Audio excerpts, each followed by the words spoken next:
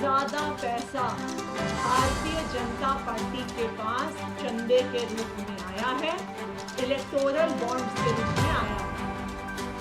जो पैसा ईडी के पास आया है उसको तो देश की जनता में बांटने के लिए आपको कोई कानून बनाना पड़ेगा, लेकिन इन सारे आरोपियों का, ये सारे मनी लॉन्डर्ड पैसे का सबसे बड़ा फायदा, इसकी सबसे बड़ी बेनिफिशियरी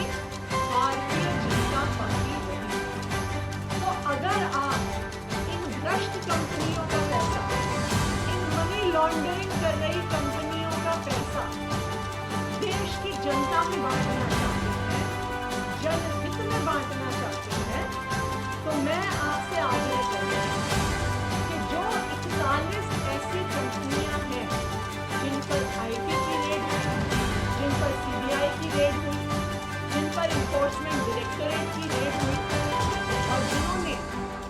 2741 करोड़ रुपए का चंदा भारतीय जनता पार्टी को दिया है,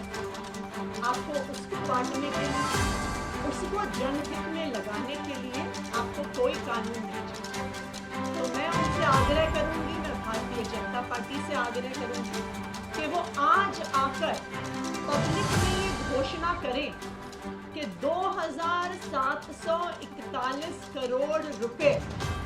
जो हमें ऐसी कंपनियों से मिले हैं जिन पर ईडी सीबीआई की रेड हुई है,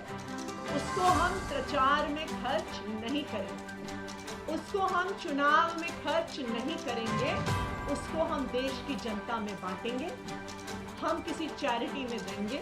हम स्कूल बनाने के लिए, अस्पताल बनाने के लिए गरीबों को देंगे। उदाहरण के तौर पर, और ये सब जानते हैं कि एक एक करके जिन जिन कंपनियों पर सीबीआई ईडी ने रेड किया, उन्होंने कुछ दिन बाद इलेक्टोरल बॉन्ड खरीदे और भारतीय जनता पार्टी को पैसा दिया। सबसे पहले और सबसे नामी शराब कारोबारी शरद चंद्र रेड्डी, जिनको 10 नवंबर को